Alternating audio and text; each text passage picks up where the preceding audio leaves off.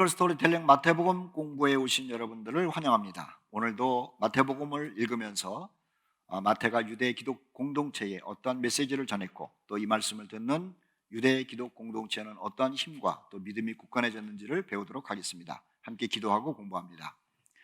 사랑과 은혜가 풍성하신 하나님 아버지, 우리를 큰 죄악 가운데서 구원하여 주시고 하나님의 백성으로 살게 하심을 감사합니다.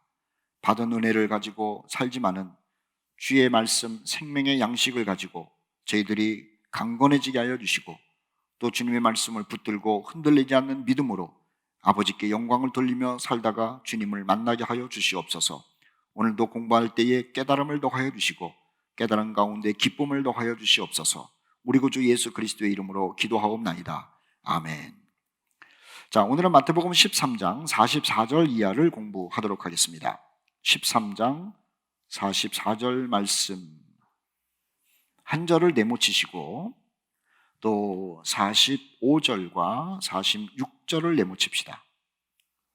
또 47절과 50절 말씀을 차례대로 네모를 쳐주시면 감사하겠습니다.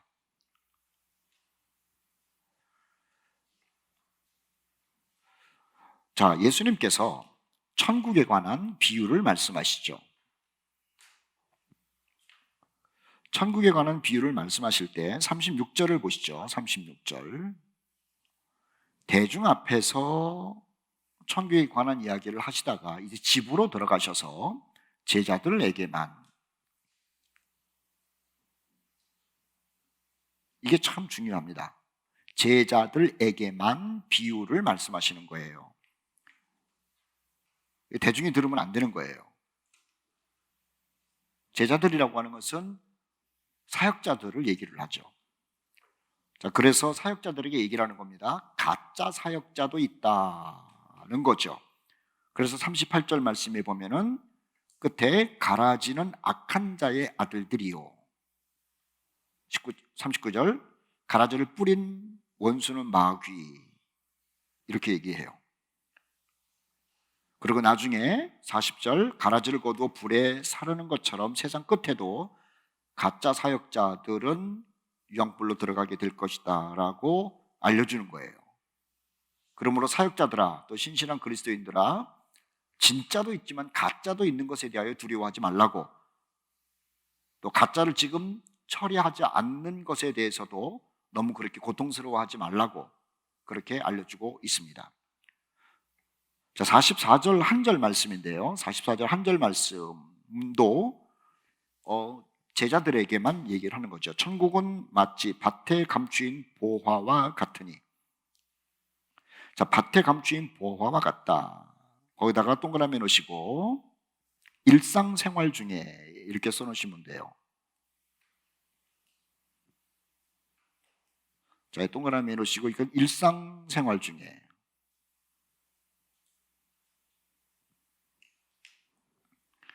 계속 읽을게요. 사람이 이를 발견한 후 숨겨두고 기뻐하며 돌아가서 자기의 소유를 다 팔아 그 밭을 샀다. 자, 일상생활 중에라는 말은 뭐냐면은 그냥 일반적인 생활을 하다가 좋은 소식을 들은 거예요. 일반적인 생활을 하다가 좋은 소식을 들은 거예요. 뭐 연구하고 찾고 진리가 뭔가 이런 거 아니에요. 그냥 평범하게 사는 거예요. 아침에 일어나서 밥해 먹고 그 다음에 출근을 하고 친구들을 만나고 또는 휴가가 되면은 캠핑장을 가기도 하고 저녁에 와서 잠을 자기도 하고 텔레비도 보기도 하고 그냥 일반적인 생활하는 거예요. 일반적인 생활을 하다가 행운을 얻은 거죠. 행운. 소위 말하는 럭키입니다. 그러다가 뭘 발견했냐면은 밭에서 일을 하는 일반적인 생활인데 거기에서 보화를 발견해요. 보물. 이 행운이죠. 그래서 기뻐합니다. 돌아가서 자기의 소유를 다 팔아 그 밭을 샀대요. 우리는 일반적으로 생각하면은 밭에서 일을 하다가 말이에요, 여기 금을 하나 발견하고 다이아몬드를 발견했어요. 소위 말하는 보물을 발견했습니다. 보물을 발견하면 무슨 생각을 하냐면은 이 보물을 주인에게 이야기를 해서 밭주인에게 이야기를 해가지고 밭주인에게 가게 하는 것이 맞다. 지금 성경대로 얘기를 하면은 보물을 발견한 다음에 집에 돌아가가지고 그냥 친척들 돈 다 긁어 모아가지고 주인한테 이 밭을 사가지고 밭을 사는 것처럼 하면서 이 보물을 자기 것으로 삼는 것에 대한 비윤리적인 생각을 하죠. 비윤리적 생각. 그런데 이건 우리의 사회 속에서 이렇게 비윤리적이라고 생각하는 것이고, 유대인에게는 전혀 비윤리적인 사고가 아니에요. 자, 유대인의 삶을 우리가 여기에서 좀 이해를 해야 되는 거죠. 그래서 유대 기독교인들은 이 이야기를 비윤리적인 것이라고 듣지를 않고, 당연하지, 그렇게 하는 거야, 이렇게 들었다는 겁니다. 이런 거예요. 이런 겁니다. 만일 길거리 가다가 돈이 뭉치로 보자기에 쌓여 있는 것을 발견했어요. 우리는요, 이것을 경찰서에 갖다 주고 주인 찾아줘야 되는데, 그 당시 유대 사람들, 근동 사람들의 풍습은 뭐냐면은 발견한 사람이 그냥 갖는 거예요. 오늘날과는 좀 상식이 안 맞죠? 오늘날은 길거리 가다가 돈이 떨어졌으면은 경찰서에 갖다 주고 주인을 찾아줘야 착한 사람이에요. 그래서 선행상을 받고 표창장도 받고, 그리고 주인은 고맙다 그러면서 좀 떡고물이라도 주고, 이러는 것이 상식이에요. 그런데 근동지방은 그런 것이 아니에요. 길을 가다가 내가 돈을 잃어버렸어요. 그런데 그것을 어떤 사람이 발견을 했어요. 그럼 주인을 찾아주는 것이 아니라 자기가 갖게 되어 있는 것이 일반적인 풍습이었다라고 하는 거예요. 그러니까는 44절 말씀에 열심히 일을 하다가 밭에 보화를 발견하고 나면은 그것이 자기 게 된다는 거죠. 그런데 이 자기 것을 합리화하기 위하여 그 땅을 통째로 사는 거예요.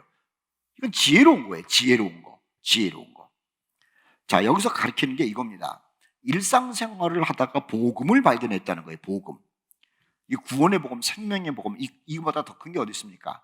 그런데 그 복음을 발견한 사람이, 아유, 저거는 뭐 주인이 따로 있으니까는 뭐 나는 상관없어, 이러고 지나간 것이 아니라, 마치 보물을 소유하기 위해서 있는 것 없는 것 다 팔아가지고 사가지고 보물을 자기 거 만든 것처럼, 복음을 발견한 사람은 그러한 기쁨으로 산다는 거예요.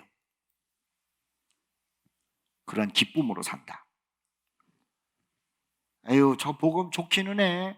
예수님이 십자가에서 돌아가신 거 우리 죄 때문이라며 좋기는 해. 그런데 나는 뭐 교회 다니는 사람만 좋고 나는 그런 거 안 할래, 이러면 안 된다는 거죠. 십자가에서 죄가 처리됐다라고 하는 게 정말 보물과 같은 얘기를 들었으면은요, 기쁨으로 와, 저거 내 거야 그러면서 확 붙드는 사람이 천국을 얻는다는 거예요. 천국을 얻는다는 거. 일반 생활 속에서 그러한 일들이 많죠. 자, 우리 교회 가운데도 그런 분들이 있어요. 그냥 어디서 밥 먹는데 누가 와가지고 전도지 한 장 줘가지고 말이에요, 예수 믿고 구원받으세요, 예수님이 당신의 죄를 해결하셨습니다, 믿으면 구원받아요. 그런데 그 얘기를 듣고 나서 이거 참 좋은 소식이네, 그럼 나 교회를 가야지, 그러고 나서 교회 온 사람이 있어요. 어떤 식당 하는 사람은 말입니다, 교인이 자꾸만 가가지고 밥을 먹으면서 우리 교회 나오세요, 예수 믿으면 구원받아요 라는 얘기를 듣고 나서, 그냥 당신이나 믿어, 그런 것이 아니라 참 좋은 소식이네, 나도 그럼 교회를 가가지고 예수 믿고 구원받아야겠다, 그래가지고 교회 와가지고 앉아있는 사람들이 계시더라니까요. 바로 그거죠. 일을 하다가, 일반적인 생활을 하다가 거기서 복음을 들은 거예요. 그리고 그것을 받아들인 거예요. 그 사람이 천국을 획득하는 것이다 라고 이야기를 하는 것이죠. 자, 44절과 또 45절, 46절은 소위 쌍둥이 비유라고 얘기를 해요. 쌍둥이 비유. 비슷한데 좀 달라요.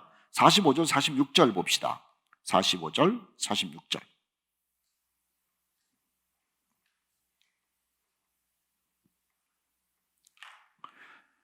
또 천국은 마치 좋은 진주를 구하는 장사와 같으니, 거기다 동그라미 넣으십시오. 좋은 진주를 구하는 장사. 자, 좋은 진주를 구하는 장사라고 하는 것은 일반적인 생활을 하는 게 아닙니다. 연구가예요, 연구가. 좋은 진주를 찾는 연구가예요. 소위 말하면 찾는 자죠. 그래서 진주를 많이 모아요. 가기도 하고 모으기도 하고 사기도 하고. 흑진주, 그 다음에 또는 뭐 보라색 진주, 또는 뭐 하얀 진주, 진주의 크기 이런 것들을 다 모아요. 그리고 진주가 있다 그러면 가요. 이 사람은 찾는 사람을 얘기를 해요. 찾는 사람. 그러다가 진짜 진주를 하나 만나는 거예요. 이게 뭐 진짜 진주. 이야, 이거는 다른 진주와 비교할 수 없어.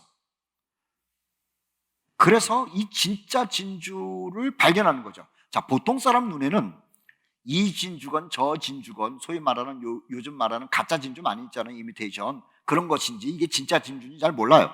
그런데 연구가는요, 진주가 진짜인지 가짜인지 이 가치를 아는 거예요. 얼마나 오래됐는지. 그 연구가예요. 그런데 사람들은 모르는데 이 사람은 이 진주를 보고 이게 진짜다. 이건 보통 진주가 아니다. 라고 발견을 하고 좋아하면서 자신의 재산을 다 팔아가지고 이 진주를 하나 산다는 거죠. 사는 거예요. 헐값이든 뭐 하든 아니면 돈을 주고든 사는 게 이 가치를 아는 거예요. 다시 46절. 극히 값진 진주 하나를 발견함에 가서 자기의 소유를 다 팔아 그 진주를 사요. 그래서 이 진주는 천국을 얘기를 하는 거죠. 자, 보세요. 아까 44절 말씀에는 일상생활을 하다가 뭐 연구가도 아니고 찾는 것도 아니에요. 그래서 살다가 보니까는 보물을 발견했어요. 이 사람은 진리가 뭘까를 찾는 사람이에요. 철학자일 수도 있어요. 종교가일 수도 있어요. 또는 인생이 무엇인지에 대해서 항상 고민하는 사람일 수도 있어요. 실제 진리가 뭐냐? 인생이 뭐냐? 내 삶은 어디로 가는 거냐? 죽음 후는 뭐냐? 사람이 죽었다가 끝나는 거냐? 살아나는 거냐? 이런 고민을 많이 하는, 다시 45절. 좋은 진주, 진짜를 찾는 사람들이 있죠. 그 진짜를 찾는 사람들 중에 찾다가 복음을 만난 사람이에요. 아, 이거로구나. 그래서 자기 인생을 다 들여가지고 이 복음을 사죠. 그 대표적인 사람이 누굴까요? 바울이기도 하고 아볼로 라고 하는 알렉산드리아 철학자예요.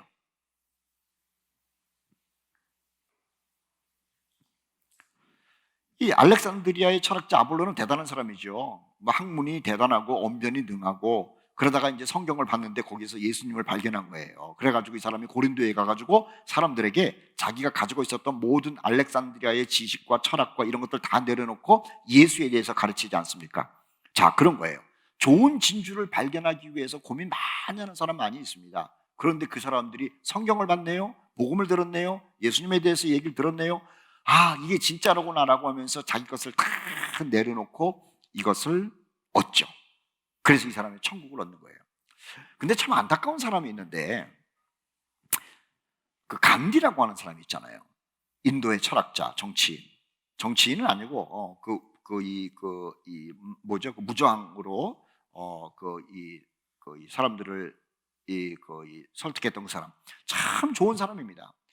근데 이 사람도 진리를, 소위 말하는 진짜 진리, 진주를 찾기 위해서 노력을 많이 한 철학자입니다. 정말 대단한 철학자예요. 그래서 종교에 심취하기도 하고 이슬람도 불교도 그 밖에 뭐 힌두교도 다 연구를 했어요. 그리고 예수도 발견을 해요. 근데 문제는요, 우리 예수님이 정말 하나님의 아들로서, 그리고 죄를 처리한 분으로서, 부활하신 분으로서 자기가 깨달았거든요. 근데 문제는 다른 걸 버리지를 못해요. 다른 진주들 그냥 쥐고 있어요. 그리고 진짜 진주를 발견했음에도 불구하고 진짜 진주를 다른 거 다 버리고 샀어야 되는데 예수님은 붙들지 못하죠. 좋은 사람, 훌륭한 사람, 진리를 발견하기 위해서 노력한 사람인데 진짜를 사지 못함으로 인하여 좋은 사람으로서만 끝나고 구원받은 사람의 반열석은 올라가지 못한 겁니다. 참 안타까워요. 자, 그 얘기를 하는 겁니다. 일상생활, 우리 같이 평범한 사람들이 복음을 듣고 나서 예수님 소유한 사람이 있고요, 철학적으로 신학적으로 종교적으로 막 고민을 하다가 예수님 만나가지고 받아들여서 이 사람이 정말 천국의 주인 된 사람이 있고요, 바울도 그런 사람이라고 말씀드렸고요, 요한복음 3장에 나오는 니고데모 같은 사람도 그런 사람이라고 우리가 말할 수가 있겠죠. 또 평범한 중에 예수님을 만난 사람은 요한복음 4장에 나오는 수가성의 여인 같은 사람들, 또는 그 두아디라 교회를 세웠던 루디아 같은 사람들, 그냥 장사하고 그냥 돈 벌고 그런 사람들이었어요. 그런데 이 바울을 만나가지고 예수님 소개를 듣고 나서 이게 진짜다라고 하면서 그 사람이 그리스도인이 되고 자기 집에다가 교회를 만들어가지고 두아디라 교회를 설립하는 사람이 되지 않습니까? 자, 이런 일들이 지금 천국을 얻는 사람들이 이런 상황 가운데서 얻게 된다라는 이야기를 지금 하고 있는 겁니다. 44절 말씀부터 50절까지의 말씀을 보시죠. 47절 말씀부터 50절까지. 47절부터 50절까지의 말씀 메모치시고, 천국은 또 어떤 것이냐? 바다에 치고 각종 물고기를 모으는 그물과 같으니 그물에 가득함에 물가로 끌어내고 앉아서 좋은 것은 그릇에 담고 못된 것은 내버리느니라. 이거 참 재미있는 얘기입니다. 참 재미있는 얘기예요. 천국은 마치 바다에 치고 각종 물고기를 모으는 그물과 같다.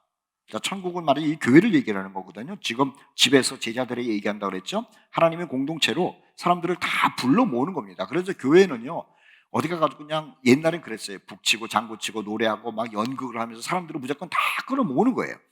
그래서 끌어 모았는데, 그래서 교회 공동체에 들어오는 겁니다. 그물에 들어왔어요. 그물에 들어왔는데 걸러낸다는 작업을 하는 거죠. 48절, 물가로 끌어내고 앉아서 좋은 것은 그릇에 담고 못된 것은 버린다. 49절, 세상 끝에도 이런 같다는 거예요. 천사들이 와서 의인 중에서 악인을 갈라내요. 자, 의인 중에서 악인을 갈라내요. 동그라미 해주십시오. 의인 중에서 악인을 갈라내요. 교회 공동체 안에는요, 의인의 반열이 있고 악인의 반열이 있다는 거예요. 우리는 교회 들어오면 모두 구원받은 사람, 하나님의 백성, 천국 백성으로 인정해 주고 싶죠. 인정해 주고 싶은 거예요.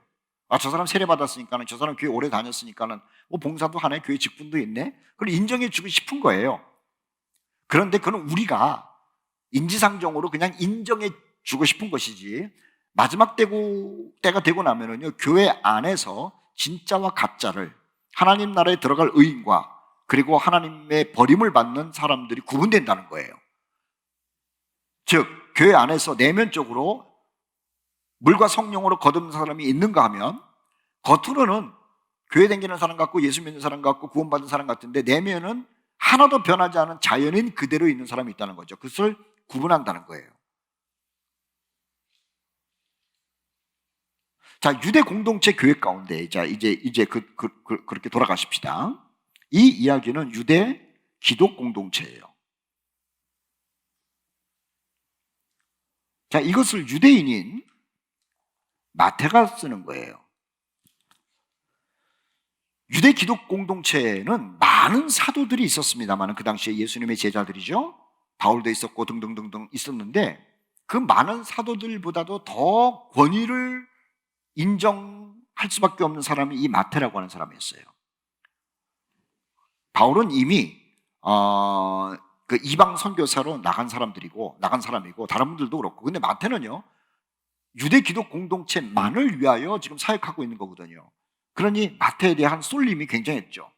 이 마태가 유대 기독 공동체에다가 지금 하는 얘기입니다. 무슨 얘기를 하고 있다고요? 지금 얘기한 것처럼 보면은, 자, 첫째는요, 마귀 종들이 있다는 거예요. 마귀의 종들. 바울도 물론 이 이야기를 이방 교회에 했습니다. 교회 가운데 광명의 천사로 너희들 가운데 들어가 있고 의의 일꾼으로 일하는 사람이 있다. 교회는 반드시요, 가짜들이 있다는 거예요. 그 가짜들도 특히 가짜 지도자들 있다는 거예요. 가짜 목사가 있고 가짜 장로가 있다는 거예요. 가짜 집사도 있고 그렇다는 거죠. 이거 무서운 겁니다. 자, 그리고 또 하나는 교회 공동체 가운데, 자, 유대 기독교인들이 지금 모여 있는데 너희들 가운데 그냥 일상생활을 하다가 예수님 만난 사람이 있다는 거죠. 자, 이 이야기를 읽고 듣고 있는 유대 기독 공동체가 그럴 거예요. 아이고, 맞아, 내가 그랬어. 내가 그냥 우연히 쫓아와가지고 나 그냥 유대인의 생활을 하고 있는데, 아이고, 예수에 대해서 별 관심도 없었는데 데리고 와가지고 듣고 보니까는, 아이고, 내가 정말 좋은 거 발견했네, 참 고마워, 나 구원받았어, 이런 사람이 있다는 거예요. 세 번째는 그 가운데 진리를 찾다가 구원받은 사람이 있다는 거죠. 아까도 얘기했지만은 그 중에 한 사람이 니고데모 같은 사람이고, 또 좀 그 확장돼서 얘기하면 바울 같은 사람이 그런 사람이라고 하는 거예요. 자, 그런 사람들은 맞아. 나는 정말 이 사망의 몸에서 누가 나를 건져내랴. 나는 그런 고민을 하고 진리를 찾기 위해서 고민했었는데 세상에 예수 만나고 난 다음에 내 인생 변했네. 나 하나님의 백성이 됐네. 이렇게 고백하는 사람들이 바로 나야. 자, 그런 얘기를, 이 이야기를 읽으면서 그런 간증들을 나눌 수 있는 것이죠. 또 하나는 지금 읽은 47절부터 50절까지의 내용이라고 하는 거예요.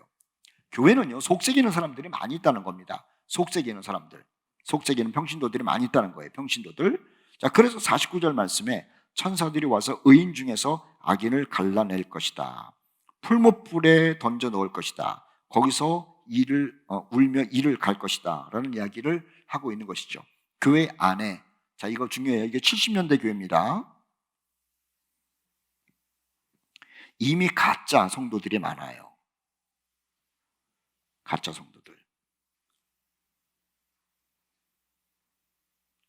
자, 여기서 우리 하나 교훈을 삼도록 할까요? 교회는 또는 교인은 책임이 있습니다. 의무가 있습니다. 자, 어디다 동그라미 해놓으시냐면은 47절 말씀이에요. 47절.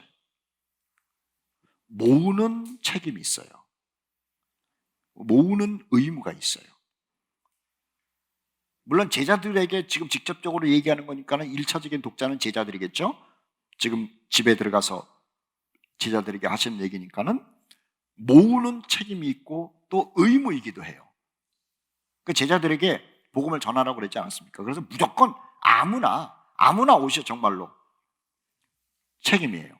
책임. 이건 교회의 책임이기도 하고 성도의 책임이기도 하고, 반면에 본인의 책임이 있어요. 본인으로서의 책임이 있어요. 그것은 뭐냐면 진짜가 되는 거예요.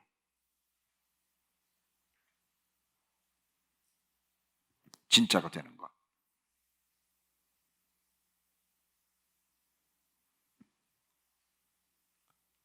그러니까 유대 공동체 기독교인들이 이 비유의 말씀을 들으면서 사람들을 많이 모아야겠구나. 그물을 던지는 것처럼 우리도 사람들을 끌어 모아야겠구나. 그리고 나도 누군가의 그물에 의해서 왔는데 이제 나는 마지막 날에 의인과 악인을 구분할 때 악인이 되지 않기 위해서 여기서 복음을 듣고 복음을 따르고 순종하고 해야겠구나고 하는 스스로의 책임을 생각하게 하는 메시지죠. 유대 기독 공동체 사회 속에서도 이런 것들이 의도적이었던 것처럼 오늘 우리 교회 공동체 가운데 책임과 의무가 있고, 교회 공동체의 일원으로서 지금 내가 해야 되는 의무와 책임이 있다는 것도 우리가 스스로 인식해야 하는 거예요. 51절부터 52절까지 내모칩시다. 51절 말씀부터 52절까지 네모를 치죠. 예수께서 하시는 말씀이 있습니다. 지금 7가지 천국에 관한 비유를 쭉 얘기를 하신 다음에 이 모든 것을 깨달았느냐라고 질문을 하세요. 그러니까는 제자들이 하는 얘기가 2줄로 그렇습니다 라고 얘기를 하네요. 얘기를 쭉 하신 다음에 깨달았느냐? 그렇습니다. 자, 그렇습니다라고 대답할 수 있는 게 뭔지 아세요? 마음이 열리면 들립니다. 마음이 열리면 들린다. 마음이 열리면 깨달아져요. 물론 마음이 열려서 들리는데도 깨달아지지 않을 때가 있는데요, 질문을 통해서 도움을 받아요. 이게 마음이라는 게 그렇게 중요한 거예요. 마음이라는 게 중요해요. 또 여기서 중요한 것은 뭐냐면은 깨달았느냐 그러하외다. 자, 그러하외다 줄거놨잖아요. 복음 전하는 자들은요, 복음 전하는 자들, 복음을 알고 있어야 돼요.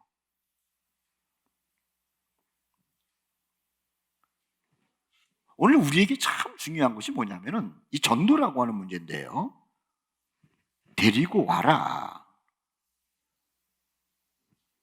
여기서 끝나면 안 되는 거예요. 당신이 예수를 믿도록 하는 내용을 가지고 있어야 돼요. 내용. 복음의 내용이죠. 복음의 내용. 교회를 오시오. 그래서 교회 왔어요. 이제 전도했다, 구원받았다. 아니에요. 그 사람이 교회에 앉아있을 뿐이지 여전히 복음을 몰라요. 여전히 구원을 몰라요. 여전히 예수님을 영접하지 않았어요. 그러니까는 교회를 데리고 오는 것도 쉬운 건 아니지만은 교회를 데리고 와가지고 그 사람에게 구원의 복음을 전해야 되죠. 전하려고 그러면은요, 깨달았느냐? 예, 알고 있습니다. 알고 있어야 되는 거예요. 알고 있어야 되는 거. 우리가 오래전에 공부를 했습니다마는 천국 복음이 뭔지를 알고 있어야 되죠. 그리스도의 복음이 무엇인지 알아야지 그리스도가 좋은 소식이라고 하는 것을 말할 수 있죠.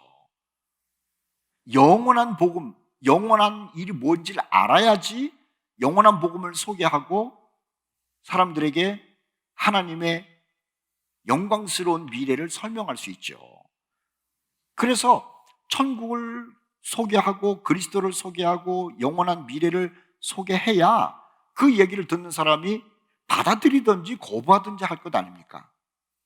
교회에 앉혀놓는 게 문제가 아니에요. 그 사람에게 복음이 무엇인지를 제시하는 게 중요하고 또 제시해서 받아들이게 하는 것이 중요한 거죠. 자, 그 다음에 52절 말씀 보시죠. 예수께서 이르시되 그러므로 천국의 제자된 서기관마다, 이거 참 재밌는 표현이에요. 제자된 서기관, 줄거놓으세요. 제자된 서기관은 마태에만 있는 표현일 겁니다. 오히려 천국은 제자마다, 이렇게 얘기를 하면 좋은데 천국의 제자된 서기관마다. 자, 이거는 유대 사람들에게 아주 흥미있는 얘기죠. 유대인들 자신들은 항상 모세의 제자라고 그랬어요. 모세의 제자. 그래서 요한복음이나 다른 데 보면은 우리는 모세의 제자였거늘 막 이런 얘기 많이 하잖아요. 모세의 제자. 그런데 모세의 제자라고 얘기하는 사람들의 직책이 뭐냐면은 서기관이에요. 이 서기관에는 사두개인 또는 바리새인이라는 말이 다 포함된 거예요. 그런데 유대인은 모세의 제자라고 얘기를 하는데 지금 유대 기독교인은 모세의 제자라고 그러지를 않고 천국의 제자라고 그래요. 기독교인은 천국의 제자.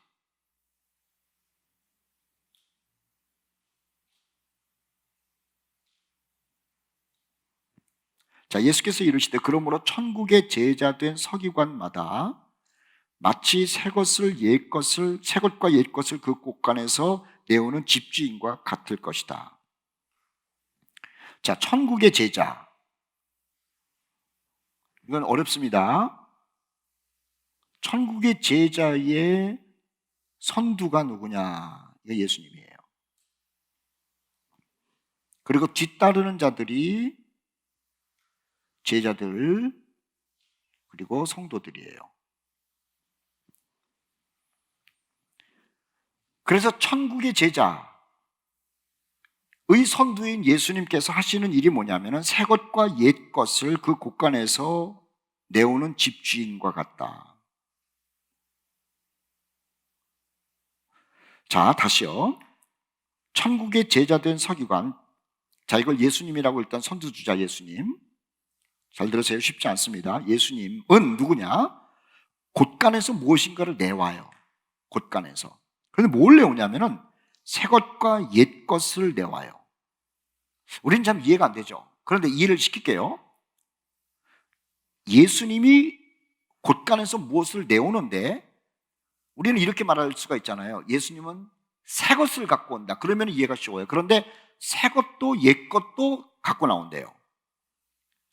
이방 성도들이라고 한다면 천국의 제자인 서기관 예수님이 새로운 복음을 가지고 나온다. 그러면은 좋은 거예요. 그러면 유대 기독교인들은 항상 자신들이 평생도록 수천 년 동안 존중했던 게 있죠. 구약이에요. 율법이에요. 이 율법을 버리는 게 그렇게 어려워요.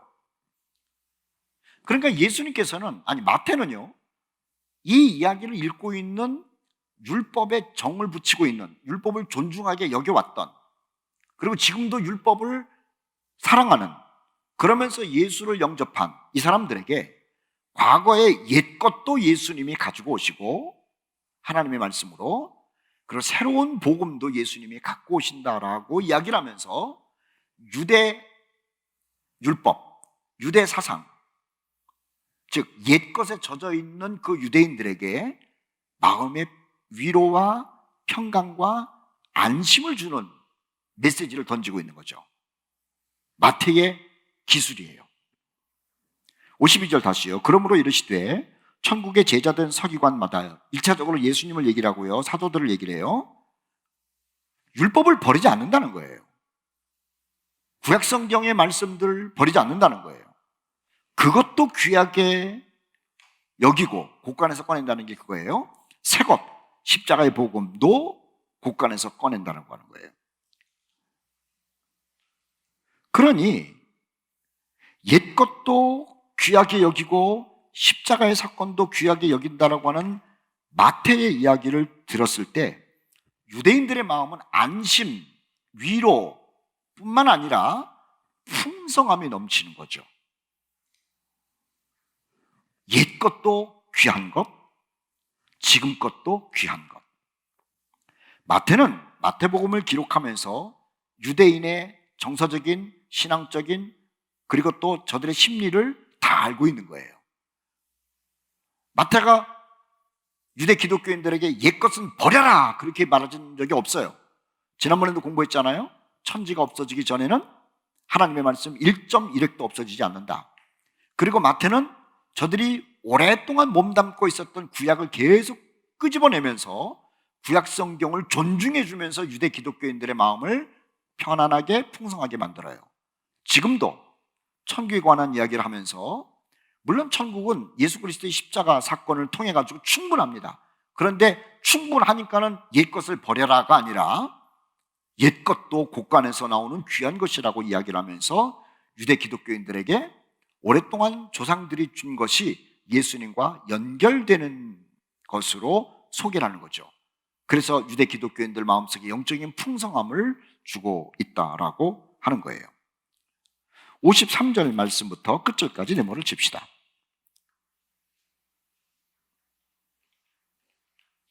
53절부터 58절까지 말씀입니다. 53절부터 58절. 예수께서 이 모든 비유를 마치신 후에 천국에 관한 가르침을 다 마쳤어요.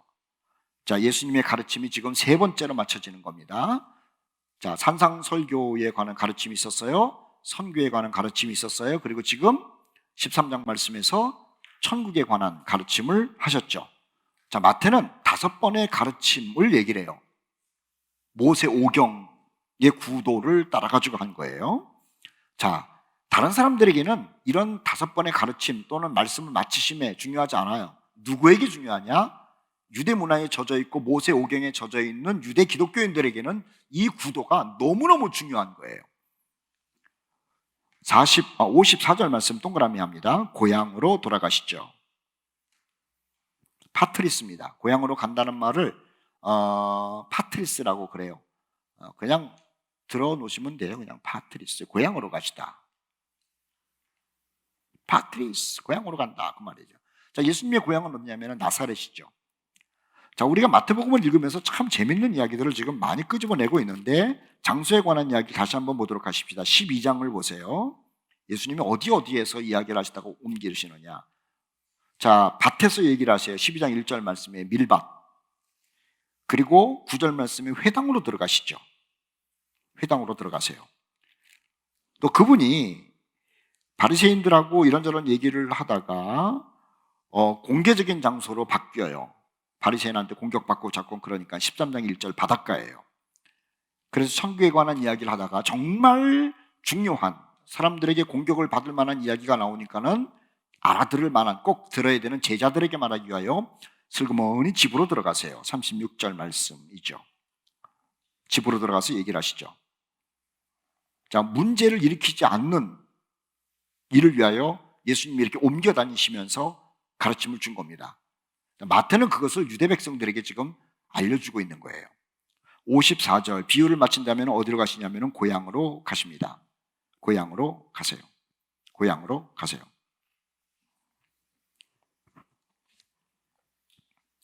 그들이 회당에서 가르치시니 다시 회당. 고향으로 가서 사람들 모여 있는 곳에가 회당이죠. 사람들은 회당에 모이는 이유가 뭐냐면 진리를 캐기 위해서 가는 겁니다. 그러니까 진리를 기다리는 사람들에게 진리를 가르쳐 주기 위하여 그 가난한 동네 사람들을 위하여 회당으로 들어간 거예요. 가르치시니 그들이 놀라 이르되, 자, 동그라미 넣으십시오. 주님의 가르침은 항상 사람들에게 아하라고 하는 감탄사를 주는 겁니다. 그렇게 써놓으면 좋아요. 아하, 아하, 감탄사를 주는 거예요. 예수께서는 왜 가르칠 때에 서기관들과 바리새인들과 제사장들과 같지 않고 사람들에게 라고 하는 감탄을 하게끔 하는 말씀을 하셨을까? 첫째는 그분이 하나님의 아들이기 때문에 그렇고요. 그분의 가르침은 순수했기 때문에 그래요. 그런데 바리새인이나 대제사장들의 가르침은 말입니다. 목적이 있었어요. 신앙적 목적 같죠? 천만의 말씀. 기득권 유지하기 위한 목적이었어요. 그리고 사람들에게 인정받기 위한 목적이었어요. 먹고 살기 위한 목적이었어요. 그러니 사람들이 영물이라 다 아는 거예요. 그래서 바리새인과 대제사장과 서기관들의 가르치면은요, 그냥 가르치는가 보다. 안 가면은 또 우리 어떤 그 이 규율에 어긋나니까 안 갈 수는 없고 그랬어요. 근데 예수님의 가르침은 순수한 거거든요. 사람을 살리는 거거든요. 그리고 사람을 긍휼히 여기는 가운데 가르치는 거예요. 그래서 진리가 있는 거죠. 그 욕심이 없고 기득권이 없으니까는 그 가르침이 순수하니까는 사람들은 그 얘기를 듣고 나서 놀라우는 거예요. 놀라는 거. 그들이 놀라 이르되 이 사람의 이 지혜와 이런 능력이 어디서 났느냐라고 얘기를 합니다. 저거 우리가 아는데, 목수의 아들인데, 형제들도 아는데, 어머니도 아는데, 다 아는 거예요. 아는데도 이제 마음속에서 막 갈등이 생기죠. 자, 그 다음 구절이 이거예요. 55절 보세요. 참 정말 잘 가르치고 깜짝깜짝 놀라는데, 우리가 어렸을 때부터 저 예수 잘하는 거 봤는데, 저 아버지가 목숨 것도 아는데, 아주 코 올리게 우리가 왜 모르겠어? 그 동생들도 누구고, 그 엄마 마리아 아니야? 우리 다 아는데 대단해요. 선택을 해야 되는 거죠. 그 가르침을 받아들일 것인지, 아니면은 우리가 아는 사람이 잘 가르치기는 하지만은 자존심 때문에 그걸 거부해야 되는지. 사람은 항상 그런 거예요. 그래서 목회자가 된 사람들 중에서 말입니다, 형제들한테 인정 못 받는 사람이 많아요. 선교사가 된 사람들 중에서도 어렸을 때 형제들끼리 싸웠거든요. 엄마 말씀 안 듣고 나가지고 맨날 야단맞기도 하고 그랬거든요. 학교 다닐 때 성적도 알고 있거든요. 그리고 뭐 어렸을 때 뭐 사춘기 때 별짓을 다 했잖아요. 근데 그것을 형제들이 다 알고 있는데 목사가 됐어요. 그래서 강단에서 설교를 하고 성경 공부를 가르치고 막 그러는 거예요. 근데 말은 맞아요. 우리 형님이, 우리 동생이 하는 얘기가 진리인 것도 알아요. 그런데 그 아는 것 때문에, 과거 때문에 진리를 선택하는 것이 아니라 진리를 거부하는 것을 선택하는 경우가 참 많이 있죠. 예수님도 그런 경우라고 하는 거죠. 보세요. 54절 말씀에 놀라기는 합니다. 정말 놀래요. 그런데 55절 목수의 아들이고 그 어머니는 마리아고 형제들은 야고보, 요셉, 시몬, 유다인데, 56절 그 누이들은 다 우리와 함께 있는데, 근데 어떻게 저렇게 잘 가르쳐? 바리새 학교에서 공부한 것도 아니고 뭐 제사장들에게 공부한 것도 아니고 우리가 생활을 뻔히 알잖아. 57절 엉뚱한 선택을 하는 거죠. 이게 참 비극이에요. 예수를 배척한지라. 요한복음 1장 10절과 11절 말씀에 보면은 자기 백성 가운데 오매 자기 백성이 그를 영접하지 않았다라는 말이 나와요. 예, 가깝게는 유대 백성들 가운데 왔는데 유대 백성들이 예수님을 영접하지 않아요. 더 상세하게 얘기를 하면은 나사렛 동네에 생명의 말씀을 전하는 메시아가 왔는데 저들이 배척을 해버려요. 이게 참 불행한 겁니다. 불행한 거예요. 그러니까 놀라운 가르침을 인정하면서도 인정하고 싶지 않은 거죠. 그 안에서 굉장히 많은 갈등이 있었을 거예요. 나사렛 사람들이. 그런데 갈등할 때 진리를 선택했으면 좋은데요. 진리가 아니라 자존심을 선택해버린 거예요. 하나 옆에다 써놓으시면 좋습니다. 갈릴리, 더 좁게는 나사렛에서 배척당하신 분이 예루살렘에서도 배척을 당하시죠. 나사렛에서 배척당했어요. 잘 보세요. 나사렛에서, 갈릴리에서, 예루살렘에서 배척당하세요. 그런데 이 배척당하신 분이 이방인에게는요, 영접받으세요. 마태는 유대 기독교인들에게 지금 그 이야기를 하는 겁니다. 당신들 대단한 사람이라는 얘기를 하는 것 같아요. 고향에서도 배척당하고 갈릴리에서도 배척당하고 예루살렘에서도 배척당하신 그 예수를 당신들이 영접했으니 당신은 참 귀한 사람이요 라는 위로의 말 하는 것 아닐까라는 생각을 하게 되는 거예요.